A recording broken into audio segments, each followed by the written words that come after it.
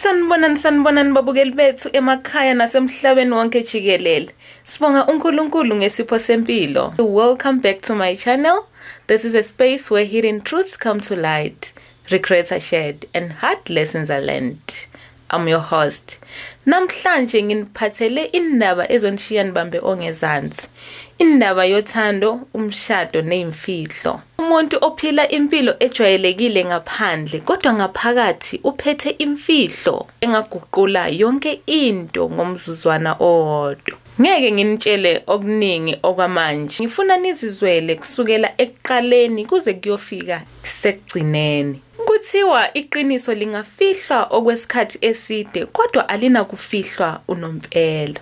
Ake singabe sisachitha isikhathi singene odabeni lwanamhlanje. But before we continue, please do not forget to subscribe, like, share and press that notification bell for more exciting videos.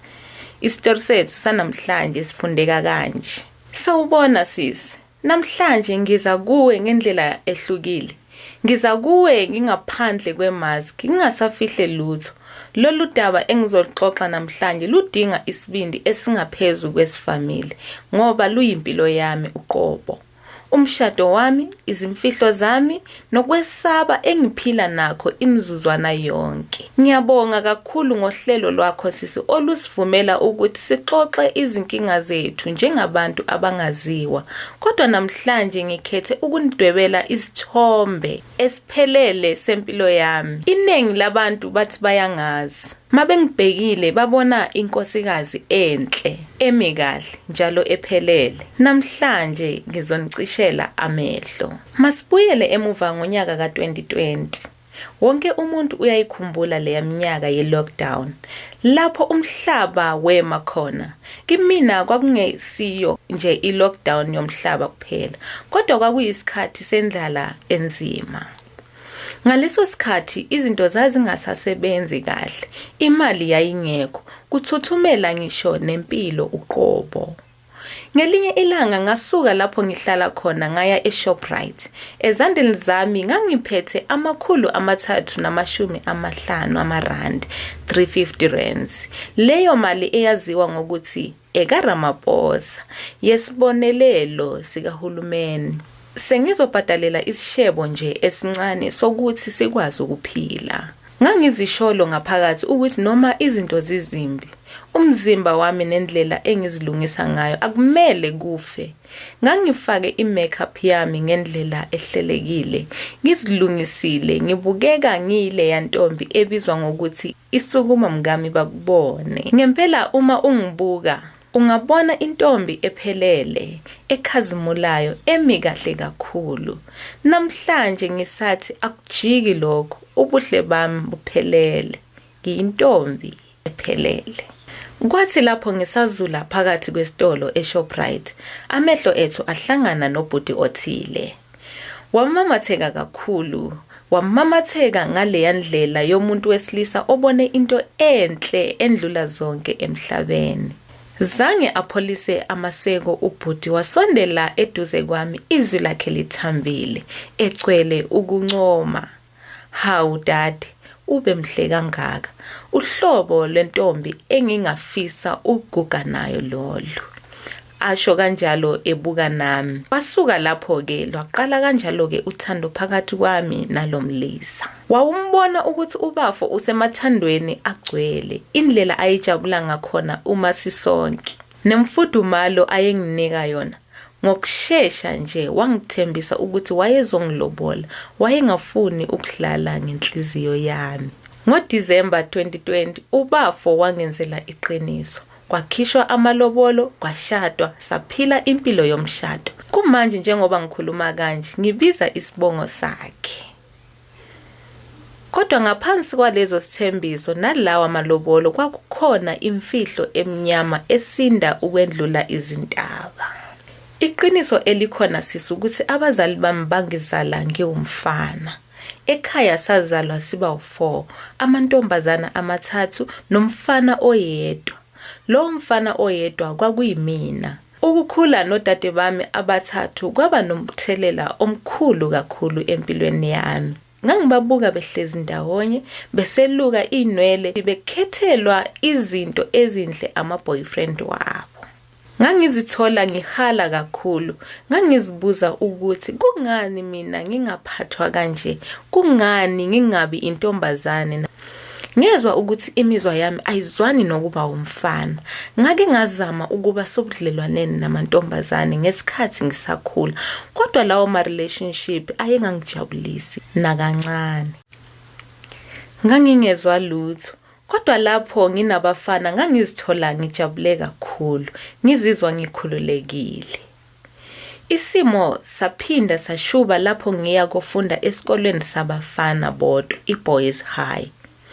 Cabanga nje ithemu yonke yayiphela kungabikho ntombazane osondelene nayo. Lokhu kwenza ukuthi thina abafana abanalemizwa siqale ukwenza imikhuba phakathi kwethu. Imizwa yami ebafaneni yaqala ukuthuthuka, ikhula kancane isuka ekubeni into yokudlala iya ekubeni ubuntu bami bangempela. Ngangihlezi ngifisa ukufana namanye amantombazane ngoba kuwo kulula ukuthi abantu besilisa babashele obala emini. Thina abantu abanje, abantu besilisa basishelela emnyameni ebusuku noma becashile ngoba besaba ukuhlekwa umphakathi. Phela we are being discriminated as a gay nation. Leyo nto yangihlukumeza kakhulu emoyeni. Ngonyaka ka-2014 kwenzeka isimanga esikhulu empilweni yami. Ngadlala ilotho ngawina. Leyo mali yanginika amaphiko okugcwalisa isifiso senhliziyo yami. Zange ngidlale ngesikhathi ngapakisha izikhwama zami ngaya kwelase-India. E-India ngadlula kuma-operation amaningi kakhulu emzimbeni wami.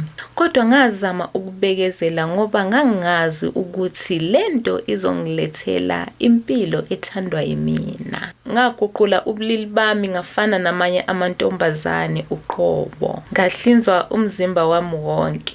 Ngashintshwa ne-voice box yami ukuze ngikhulume ngalelizwi elithandwa umyeni wami. Izwi lentombazane enothando emnene.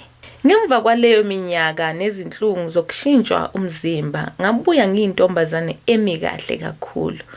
Uma ngizimele kulomhlaba, akunakwenzeka ukuthi umuntu aze abone ukuthi ngiyindoda. Ngisho nomyeni wami lolu thando lwakhe lwangempela lwakhula ngoba lwalungakwazi ukuhlukanisa umzimba wami nentombazane eyazalwa injalo. Kodwa impilo ngaphambi komshado yayingeyona elula. Ngaphambi kokuba ngithole lo mjita wami, impilo yokudayisa ngomzimba engangiyiphila yayinzima kakhulu. Igcwele usizi. Ngangihlangana nabantu abehlukene, abanye bebenginika imali encane, abanye bengithembise ubala, balandele ngokungishaya nokungishiya kabuhlungu. Yingakho lapho ngihlangana nomyeni wami, ngangizizwa sengathi uNkulunkulu uyiphendulile imithandazo yami. Umyeni wami washintsha isimo sami, wangilethela isithunzi nokuthula engingakaze ngikubone empilweni yami. Umyeni wami ubefisa ukuthi sibe nabantwana emshadweni wethu, kukhule isibongo sakhe. Ngangazi enhlizweni yami ukuthi ngeke ngikwazi ukubathola abantwana ngenxa yokuguqula ubulili. Kodwa ngalesi sikhathi ngangithembe ukuthi mhlambe sizothola amanye amasu. Ngo-2025 saqala ukuhambela odokotela, o-gynecologist. Sizama ukuthi sithole umntwana. Usuku lokuqala silandela lolu hambo, ngasithola isikhathi lapho ngashaya uvalo olumnyama. Kwakungelanga ngisiseNetcare nomyeni wami. U-gynecologist waseNetcare emva kokuhlola wasitshela into eyashubisa igazi lami. Wasitshela ukuthi kukhona okungajwayelekile emzimbeni wami. Uthambo lwalodade lukhomba ukuthi unamathambo womuntu wesilisa. Ngalelo langa umhlaba waginqilika, kwacaca kimi ba ukuthi ngelinye ilanga maduze nje umyeni wami uzokwazi ukuthi umuntu wesilisa njengaye. Angazi ukuthi uzophatheka kanjani, kuzokwenzakalani ngalelo langa. Ngisabela impilo yami, umyeni wami ngiyamazi ukuthi umuntu onolaka, unesibindi futhi unamandla. Uma ethola ukuthi ngamqatha emalobolweni, kungenzeka angiqume uqoqoqo ngolaka nentukuthelo. Ukuthi ngikhulume iqiniso manje, ngiyasaba ngoba ubafo usewaste isizumbulu semali ezama ukuthi thina senze umntwana ngalezi zindlela zokwelashwa. Ngiyambona ukuthi ukhungathekile, uhlukumezekile emoyeni, uyafa usuku nosuku ngoba ezwa sengathi uyena ohlulekayo. Kumanje njengoba ngilele ebusuku ngihlala ngikhumbula amazwi kamama. Umamami wayengitshela esikhathini esidlule ukuthi mntanami, makuza umuntu wesilisa ezokulobola, mtshele iqiniso. Mtshele ukuthi uyigay noma angeke umuphe umntwana, ukuze uma ekulobola azi ukuthi ukhetha ini. Kodwa angizange ngiwamamele lawo mazwi. Ngangicabanga ukuthi ngizovikelwa yilobu buhle bami. Isiphetho nokusaba okungiphethe namhlanje ukuthi ngibuyele ekhaya kubazali bami namhlanje, ngiyasaba ngoba isimo asikho mnandi nakancane, futhi nendlela yokudayisa engangiyiphila ngaphambili ayiseyona indlela engifuna ukubuyela kuyo. Umyeni wami ungiphile impilo enhle kakhulu. Ngempela uma kuyikuthi besingaqhubeka singanabo abantwana, besizophila kahle kakhulu njengoba kade siphila. Inkinga enkulu enginayo manje ukuthi sengiphila ngithukile emoyeni wami. Angazi uzothatha siphi isinqumo mhlazane ethola ukuthi ngiwumfana. Ngizophila kanje kuze kube nini? Ngabe kumele ngimtshele iqiniso njengamanje ngizilahle ngethemba, noma kumele ngibaleke ngisindise impilo yami? This marks the end of our story. If you have anything to say, let's meet in the comment section.